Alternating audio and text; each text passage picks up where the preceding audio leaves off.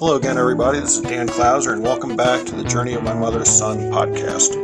Today I'm joined by a very special human being, Marge Gibson, who is the Executive Director and founder of the Raptor Education Group, Inc. in Antigo, Wisconsin.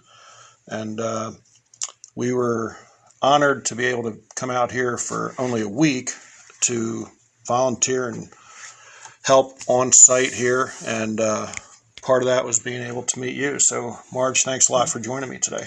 I am so very grateful that you were here, and it's been wonderful to meet you and Sandy as well. Yeah, thank you so much.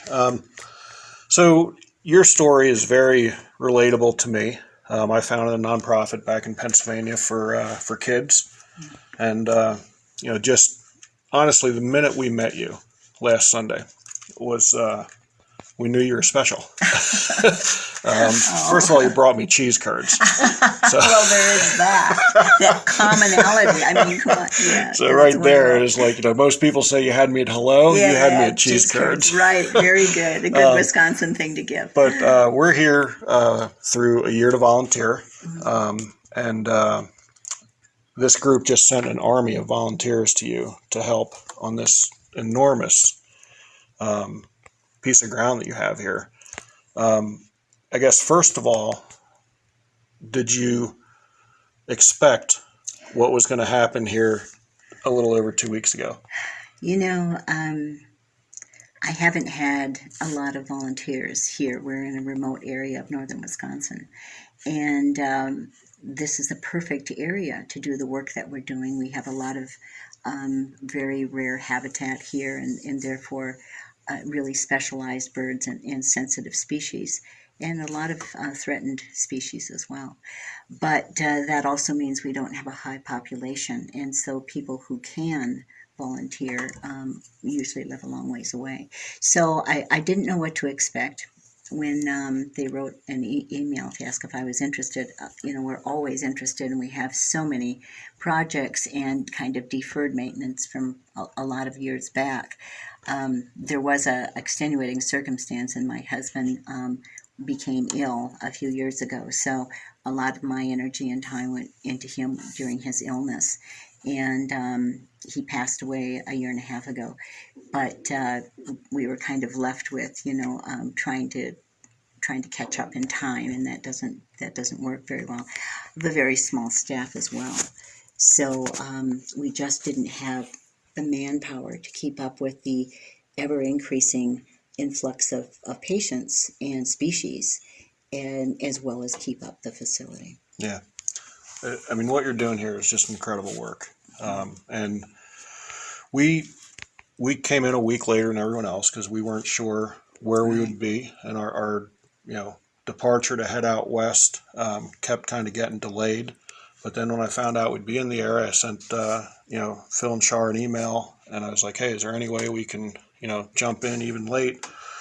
And at first they're like, nah, we have full boat of volunteers, and they'd forgotten that one of their couples was leaving after just 1 week. And so literally within about a 20-minute span, we were going from what are we going to do for the next couple days to, oh, hey, by the way, Sandy, we are going to Antigo. Yes. And again, we were so grateful that we did. And, so REGI was founded officially in 1990. 1990. But before we were recording, you actually said that, this wasn't necessarily a choice for you, that you were kind of born with this, that your first words were birdie. Tell me a little bit how that passion kind of evolved into what REGI is today. People always ask me how I got into this, and to be honest, I can't remember not being involved with birds or not having it be really a burning passion. So I can't tell you how it evolved, other than it always seemed that I was in the place that I was needed as far as injured birds, or people, even when I was a child, adults would bring injured birds to me, and it was just sort of, it grew organically, but always there was that passion. I went to school to be a medical technologist, and to be able to make some money to support my habit, of course. And when I moved to Southern California, met my husband, and our children started arriving, of course. And it was, I had an opportunity to do field research on birds. And he said, go ahead, because that's, always been your passion anyway. And I started to see that some of the birds that we would bring in, they were usually red-shouldered hawks and some threatened and endangered species that we were working with, didn't have a place to go as far as rehabilitation. Or they didn't have they didn't have flight buildings, for instance, and things to exercise them. So I thought, well, okay, we can do this. I can do this. The kids are growing up, that sort of thing. And we built a facility there in Southern California. I continued to do field research as well at that time, but that's kind of how it all grew up. And when we moved to Wisconsin, I was going to write children's books and, do more things like that, continue to do wildlife education, realizing we were coming to a more remote area. And there was no place to do the really big birds. We had a lot of eagles. Our eagle population was growing at that time, and there wasn't a place to take them to recover. So we built a big flight barn that, when someone else did a rehabilitation facility, that it could be turned into a barn for something else. And of course, not only did that not happen, but we just the facility continued to grow, as has our education program. So it's it's one of the largest in the country now, and we do more work than most places. We have 33 bald eagles here right now, and a lot of the big birds, trumpeter swans, sandhill cranes, a lot of the large birds. We're blessed with the space, and we've been slowly building and adding on to accommodate the need in the area. Yeah, it's incredible, and you don't have a huge staff here. No, we don't. We How have many? 4. 4 full-time We have a employees. You staff get blessed with some interns over the summer. Right. Man, how do you do it? It is. I don't take vacations. I have to say that.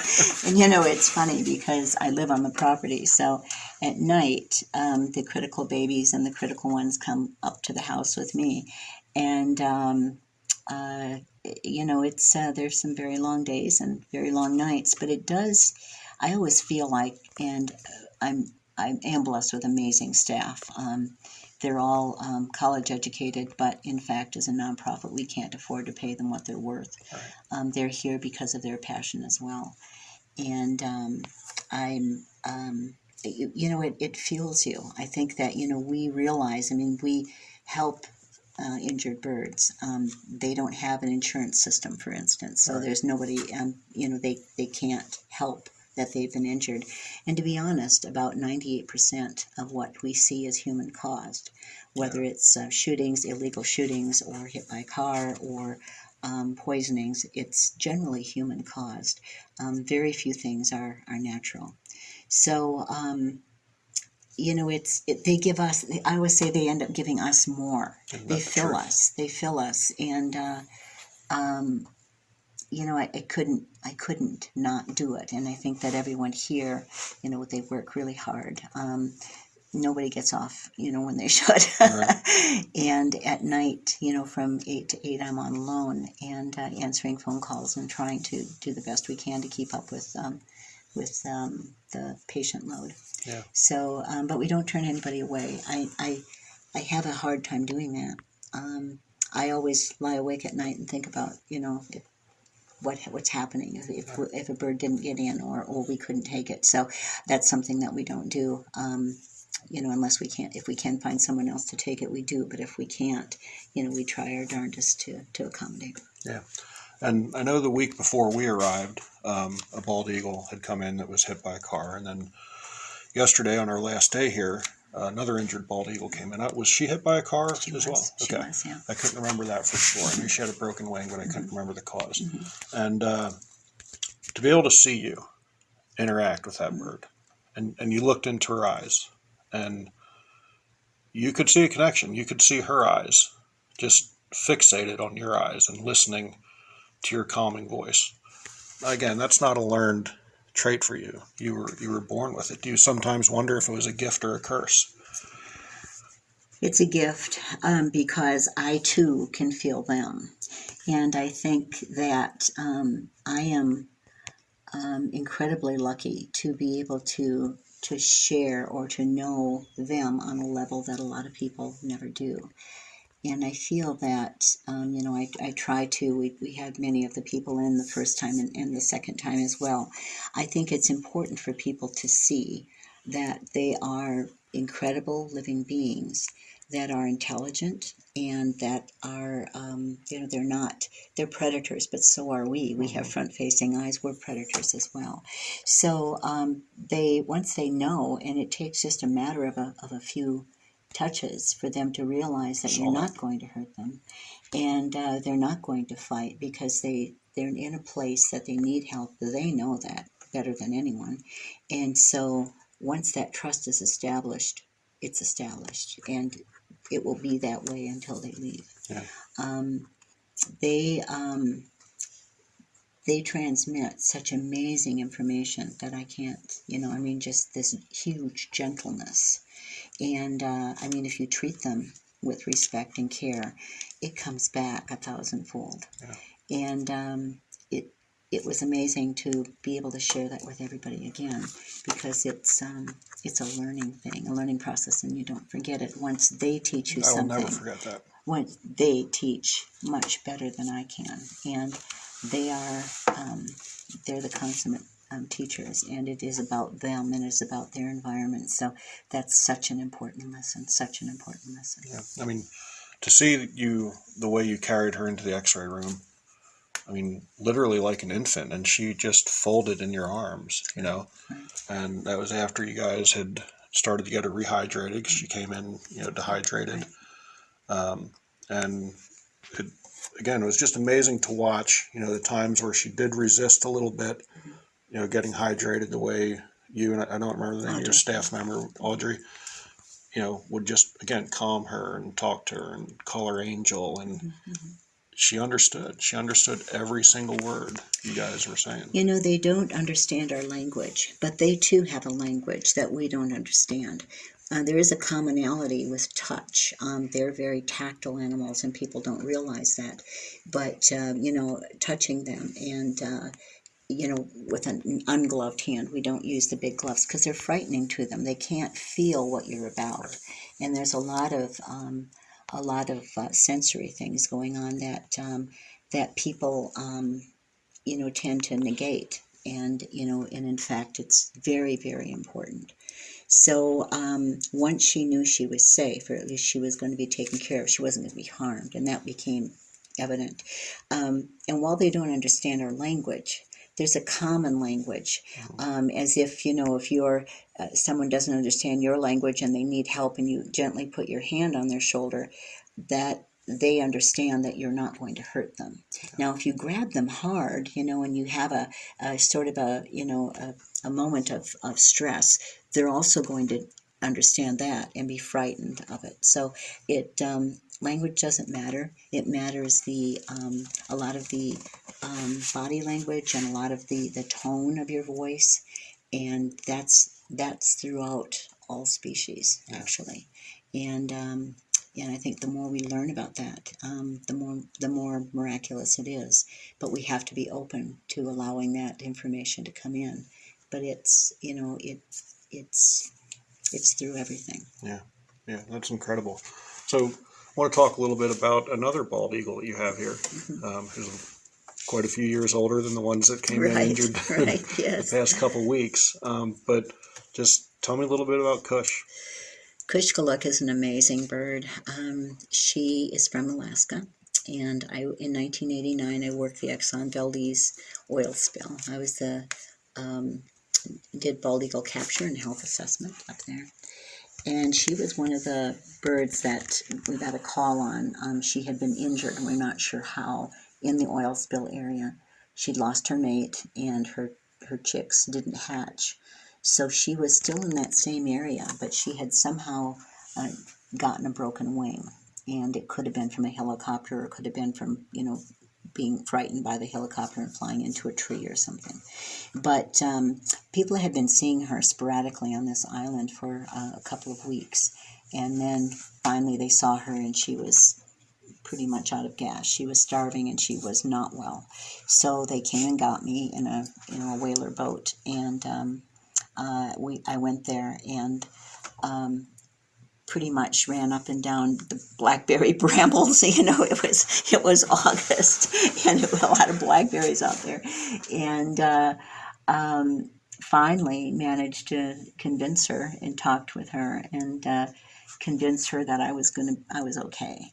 And so I grabbed her, and the young man on the whaler was so funny because he's like, you just picked up an eagle. he was a teenager, and so I got into the boat, and then a float plane took me over to where they were helping them over in Seward, which is about an hour's flight from here.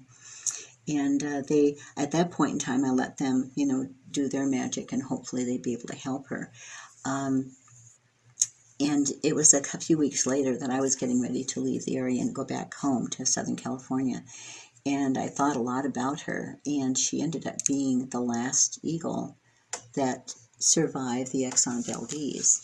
Not immediately, but I knew that she could be a really good education bird because education is key to everything that we need to know more about. We reach that through education, and conservation education is so important. So I got approval from Fish and Wildlife Service to take her first to Southern California, and then we transferred her here, and she's been with us ever since. So she's now in her 50s, and she's a lovely lady, and is quite a presence, actually. Yeah, she sure is. And what's your relationship with her today? During the tour, I saw you talking to her a little bit. Yeah. We have a good relationship. We've been together for 30 some years, right? And I always say we're growing old together. And she there's a huge trust, but she also knows. We have a lot of history. And we take care of her, keep her protected. She knows that. And occasionally introduce another eagle to her, and she either, says, okay, well, this will be cool for a while. But, she's never replaced her mate. And some do and some don't. And she lost her mate 30-some years ago, and she doesn't want a mate again. And, sometimes she would like a friend for a little while, but then that grows old, and she really prefers to be solitary. So we honor that with her, and, she chats with us, and, she manages to make her needs known very clearly. And we just have a new area that we developed this year for her, so she can have an more open area, and people can see her well. And y'all made a beautiful lean-to for her, so to protect her from weather, and she's loving life. Yeah, that is so cool. We learned so much from the tour that we were on, and I want to thank you for allowing us to do that. But how important, you said about how education is important. Just in the week we were here, I think we saw 4, maybe 5 different tours come through. Young kids to, grown adults like us. But I learned so much from that tour. Why do you think it is so important to educate the general population of, what we do to harm birds and what we can help do to protect them? I think basically there's a lot of myth and legend, but especially about raptors or birds, that people really don't understand. And replacing fear. People think, oh, eagle is going to take away my child or something. There's a lot of really crazy ideas out there that we fight. And we see birds come in, eagles shot, loons shot, everything, because people fear them. And if I always feel like if people knew them as I do, and or even a little bit about what I do, that they would have a much better understanding and have our position as responsible. We're responsible for the world around us. We really are. We need to take care of it. I mean, it's been given to us. We need to honor that, and we need to be honorable people. And I think just bringing that back to people, and you are important. It's funny because a lot of times little children, I love teaching children. They are the future, and they can make a difference. It's something I think we share because they have a huge responsibility Yeah. to take over for us. But I once was in a classroom and talking, and this little one said, "But I can't do anything because I'm a kid." And it struck me that, you can do more than almost anybody, because this child can go home and teach the adults in his world. And, they will listen to him more than they will listen to someone else talking at them. So it really started I mean, I was always doing education, but I think doing a program where children are really focused on, and it's helpful. It's very helpful. But they do take it seriously. And I think also reaching them while they still have the passion, their youthful passion, and before they get, to a point where they're a little bit, they start thinking about girls or boys or dating or whatever, and those sorts of things fill in. But to honor their passions as youngsters, and to know that those things are important. So I would answer them, yes, you're a child, but you could be the most important person in these birds' world. Yeah. And, you have a future, and I'm excited for your future. And you are going to be able to teach people too, one person at a time. Yeah. Yeah. One person at a time. That's. Yeah. I think sometimes we get caught up, Yeah. and Yeah. we want to do so much. But truly, if we just do that, Right. one person at a time, it can make a huge difference. Because again, that ripple effect Right. that goes out Exactly. there, and that one person passes that on, and then they pass that on. It's incredible. Did you think 30 plus years ago, when you founded REGI, that it would be what it is today? Oh no, we surely didn't.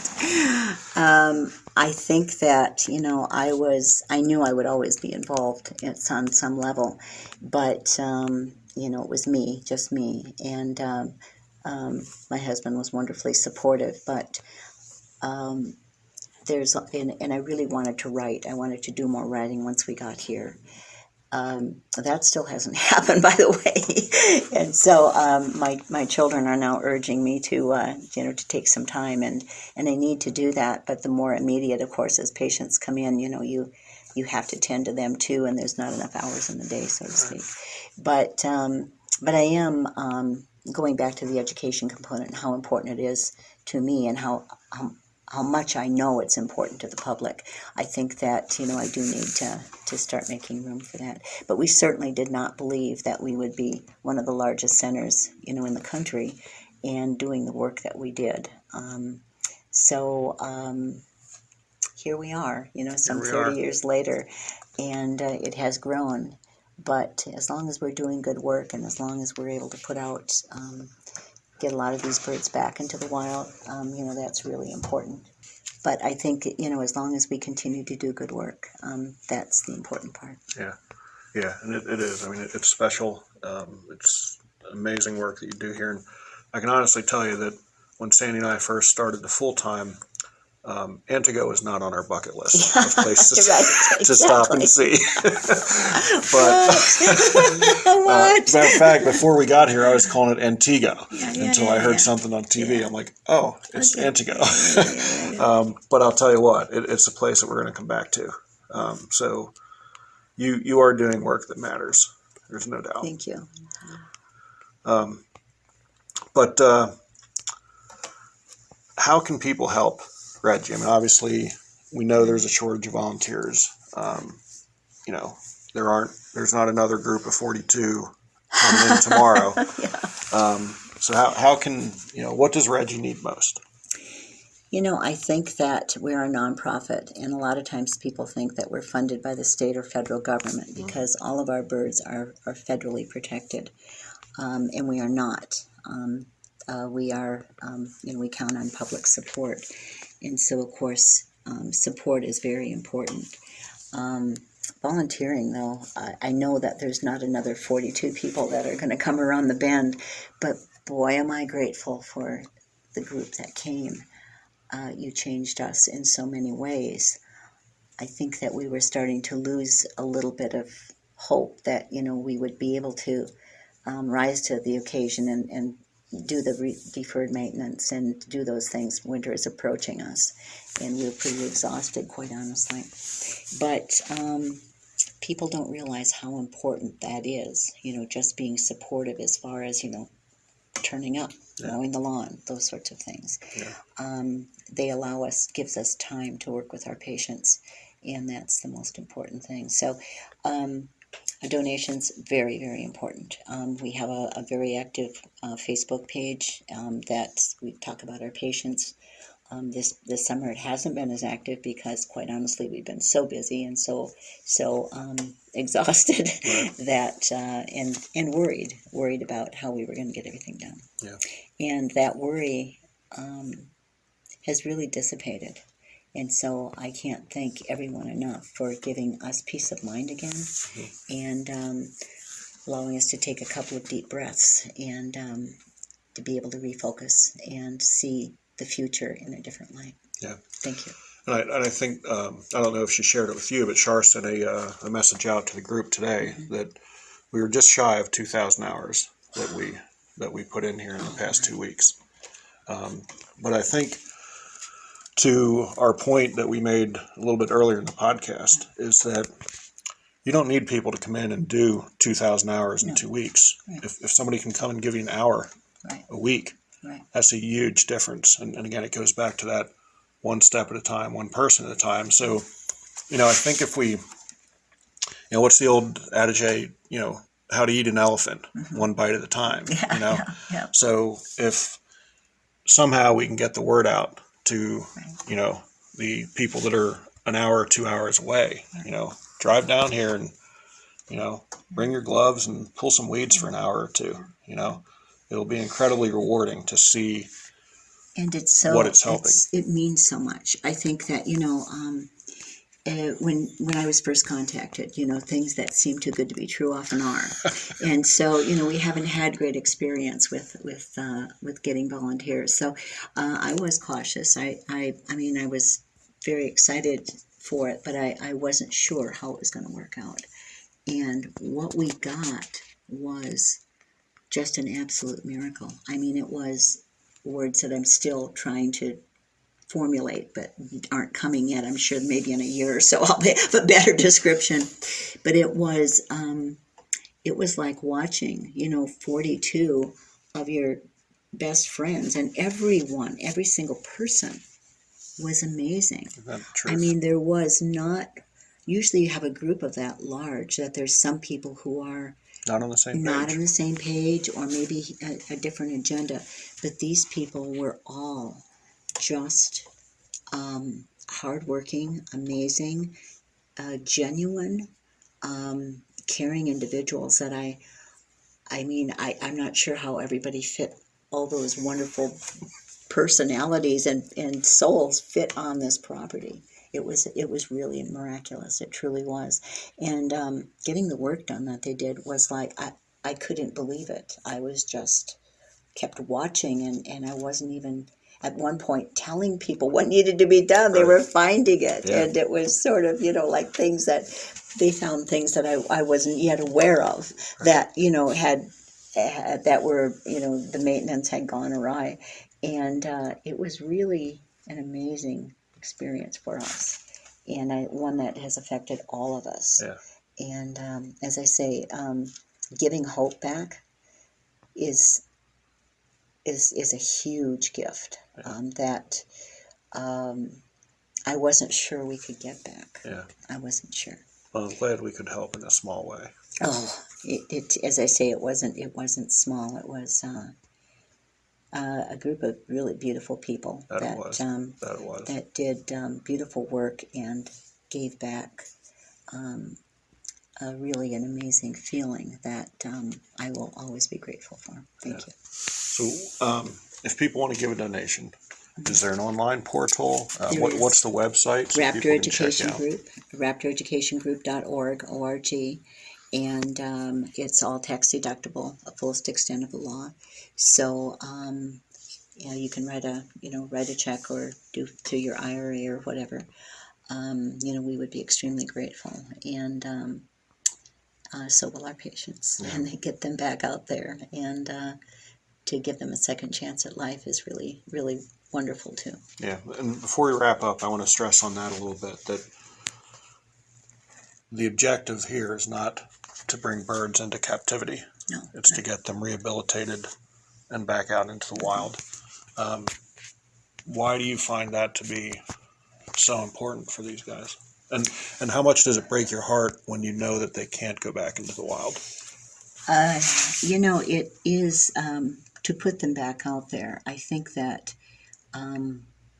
for me, it's kind of righting a wrong that was a human-caused event in the first place.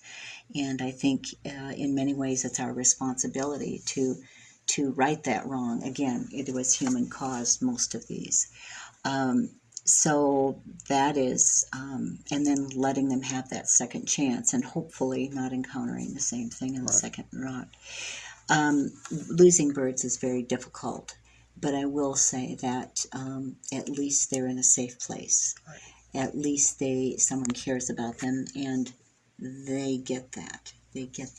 And it's sometimes we can't save everybody, but we can certainly give them that safe place, safe, warm place to pass quietly, and sometimes that's all we can do. Doing the best we can is sometimes it, but at least it's done with great love and compassion, and that's the important thing sometimes. Yeah, and the other thing that we were fortunate enough to witness here while we were here was a release. Yes. And man, again, to see your face, to see your staff's face, it's like the culmination of this is why we do what we do. I mean, can you put that into words, the feeling when you see them? Yeah, the little ones came in. We had a little group of bluebirds that came in that it was a cat-caught situation, and the nest was knocked down. So people scooped them up, and it had been raining, so the babies were wet and cold and all those sorts of things. And bluebirds are very special little birds. Every bird is special, but they have a sort of an extra grab at you. And they were here for about 2 months, and first getting them better, and then getting them grown, and then they have to learn how to catch their own insects and be waterproofed, the rain come in on them and that sort of thing. So when they leave here, they are not tame. They are not tame in any way, and all they want is to go and be free and have their life. Yeah. So you're looking at a culmination of a long period of time. When the baby birds come in, they have to be fed every 15 minutes their first week of life. So there's a lot of activity where we know them very well, and then to see them fly away, that is the best thing that can happen. And we're so excited to see them wild and free again, and as they were hatched to be. That was the plan when their little eggs hatched, and we were able to give them that back. Yeah, it reminds me. My mom would tell me when I first became a parent that God requires us to do 2 things for our children: teach them how to walk and how to walk away. And for you, with these birds, it's teaching them how to fly and how to fly away. Exactly. Which is pretty special. Well stated. Yeah. That's exactly it. And their independence is so important, and now they're out there in the world, and hopefully will be successful and have their own little flock. Yeah, cool. We're just about out of time. I mean, I could talk for another hour with you, but The subtitle of my podcast is Many Little People in Many Little Places, which comes from the opening lyrics of a song by Michael Franti, which go, when many little people in many little places do many little things and the whole world changes. Boy. You've pretty much answered the question throughout the podcast, but if you could put it down into just a couple sentences, what's one of the little things that Marge Gibson does every day to make the world a little bit better place? I think caring a great deal about the world around us and recognizing how incredibly special it is and trying to transmit that to others. There's great joy. Our world gives us back so much, and giving it, taking care of it is so important. And it will also give people great joy then too. So it's nice to see that whole circle complete. Yeah, that's awesome. Marge, again, I thank you so much for taking the time. Again, I know you're so busy here, so to be able to carve out 35, 40 minutes to sit down and talk to us today before we head out is honestly the best thing for sure. So any last things you want to say before we sign off? Just thank you again. I think it was an amazing time. I'm so grateful to have met you both.